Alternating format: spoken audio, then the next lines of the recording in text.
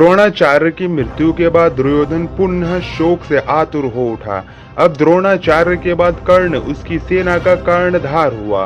पांडव सेना का आधिपत्य अर्जुन को मिला। कर्ण और अर्जुन में भांति भांति के अस्त्र शस्त्रों की मार काट से युक्त महानायक युद्ध हुआ, जो देवासुर संग्राम को भी मात करने वाला था। कर्ण और अर्जुन के संग्राम में कर्ण ने अपने बाणों से शत्रु पक्ष के बहुत से वीरों का संहार कर डाला। 17वें दिन से पहले तक कर्ण का युद्ध अर्जुन के अतिरिक्त सभी पांडवों से हुआ। उसने महाबली भीम सहित पांडवों को एक पर एक रण में परास्त किया, पर माता कुंती को दिया हुआ वचन के अनुसार उसने किसी भी पांडव की हत्या नहीं की। 17वें दिन के युद्ध में अंततः वह घड़ी आ ही गई जब कर्ण और अर्जुन आमने सामने आ गए।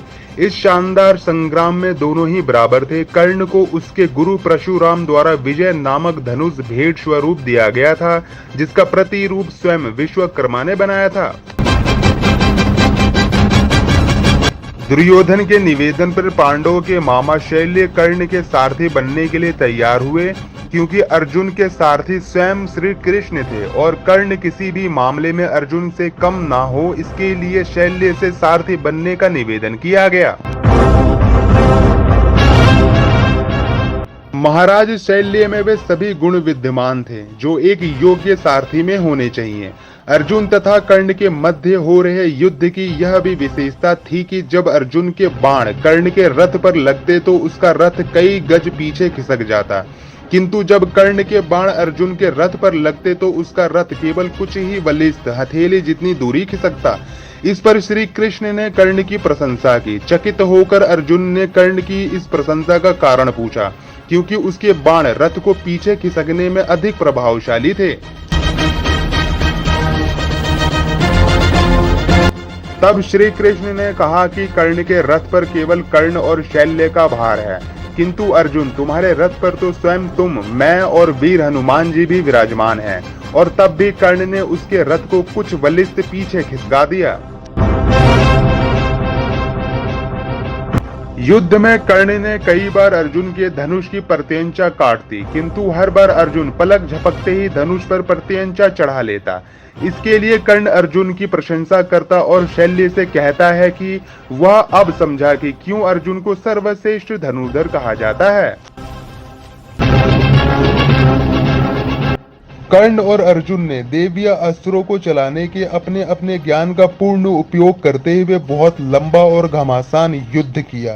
कर्ण द्वारा अर्जुन का सिर धड़ से अलग करने के लिए नागास्त्र का प्रयोग किया गया, किंतु श्री कृष्ण द्वारा सही समय पर रथ को भूमि में थोड़ा सा धंसा लिया गया, जिससे अर्जुन बच गया। इससे नागास्त्र अर्जुन के सिर से ठीक ऊपर से उसके मुकुट को छेदता हुआ निकल गया। नागास्त्र पर उपस्थित अश्वसेना नाग ने कर्ण से निवेदन किया कि वह उस अस्त्र का दोबारा प्रयोग करे, ताकि इस बार वह अर्जुन के शरीर को वेधता हुआ निकल जाए, किंतु कर्ण ने माता कुंती को दिया वचन का पालन करते हुए उस अस्त्र को पुनः प्रयोग से इनकार कर दिया। यद्यपि युद्ध गतिरोधक पूर्ण हो रहा था, किंतु कर्ण तब उलझ गया जब उसके रथ का पहिया धरती में धंस गया। वह अपने को दिव्य अस्त्रों के प्रयोग में भी असमर्थ पाता है, जैसा कि उसके गुरु परशुराम का श्राप था। तब कर्ण अपने रथ के पहिए को निकालने के लिए नीचे उतरता है और अर्जुन से निवेदन करता है कि वह युद्ध के नियमों का पालन करते हुए उससे कुछ देर के लिए बाण चलाना बंद करे।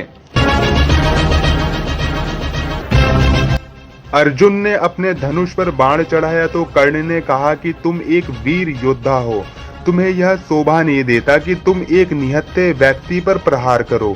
ये अधर्म है। मुझे रथ का पहिया निकालने दो और फिर मैं तुमसे युद्ध करूंगा। कर्ण की बातें सुनकर श्री कृष्ण बोले कि जब कोई अधर्मी व्यक्ति परेशानियों में उलझता है, जब वह संकट का सामना करता है, तब उसे धर्म की याद आती है।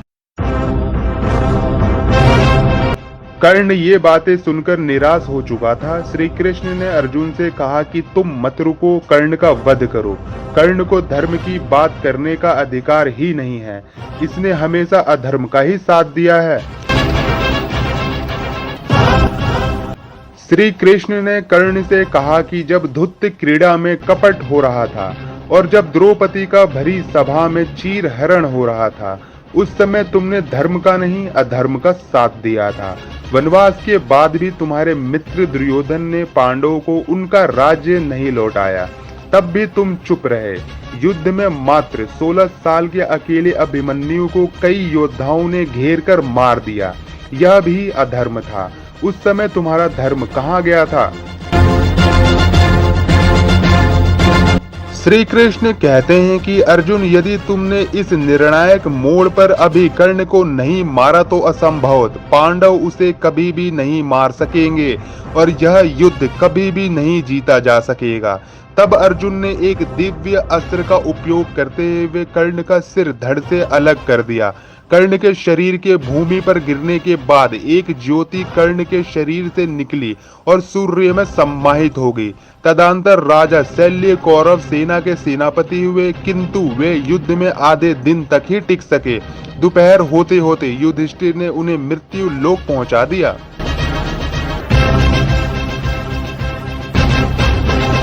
कर्ण ने श्री कृष्ण से पूछे कुछ सवाल, तो भगवान श्री कृष्ण ने कर्ण को क्या दिया जवाब, तो आइए जानते हैं। महाभारत में कर्ण ने श्री कृष्ण से पूछा, मेरी माँ ने मुझे जन्मते ही त्याग दिया, क्या ये मेरा अपराध था कि मेरा जन्म एक अवैध बच्चे के रूप में हुआ? द्रोणाचार्य ने मुझे शिक्षा देने से मना कर दिया क्योंकि वो मुझे क्षत्रिय नहीं मानते थे, क्या ये मेरा कसूर था? परशुराम जी ने मुझे शिक्षा दी, साथ में श्राप भी दिया, मैं अपनी विद्या भूल जाऊंगा क्योंकि वो मुझे क्षत्रिय समझते थे।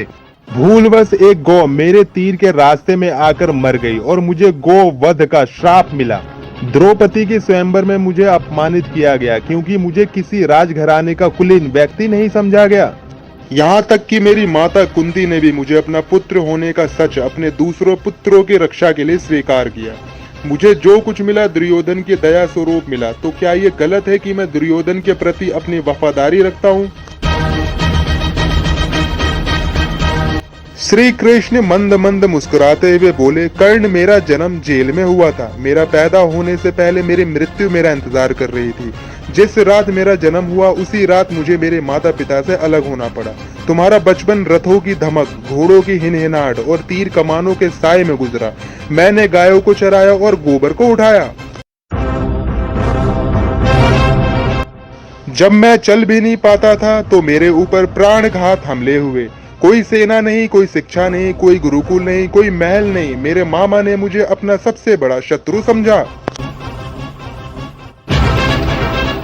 जब तुम सब अपनी वीरता के लिए अपने गुरु व समाज से प्रशंसा पाते थे, उस समय मेरे पास शिक्षा भी नहीं थी। बड़े होने पर मुझे ऋषि सांदीपनि के आश्रम में जाने का अवसर मिला। तुम्हें अपनी पसंद की लड़की से विवाह का अवसर मिला, मुझे तो वह भी नहीं मिला जो मेरे आत्मा में बसती थी।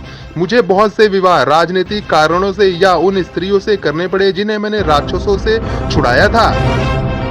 जरासंध के प्रकोप के कारण मुझे अपने परिवार को यमुना से ले जाकर सुदूर प्रांत में समुद्र के किनारे बसाना पड़ा और दुनिया ने मुझे कायर कहा। इस बात से कोई फर्क नहीं पड़ता कि कितनी बार हमारे साथ अन्याय होता है। इस बात से कोई फर्क नहीं पड़ता कि कितनी बार हमारा अपमान होता है। इस बात से कोई फर्क नहीं पड़ता कि कितनी बार हमारे अधिकारों का हनन होता है। फर्क सिर्फ इस बात से पड़ता है कि हम उन सबका सम्मान किस प्रकार करते हैं। यदि दुर्योधन युद्ध जीत जाता तो विजय का श्रेय तुम्हें भी मिलता, लेकिन धर्मराज के युद्ध जीतने का श्रेय अर्जुन को मिला। मुझे कौरव ने अपना हार का उत्तरदायी समझा।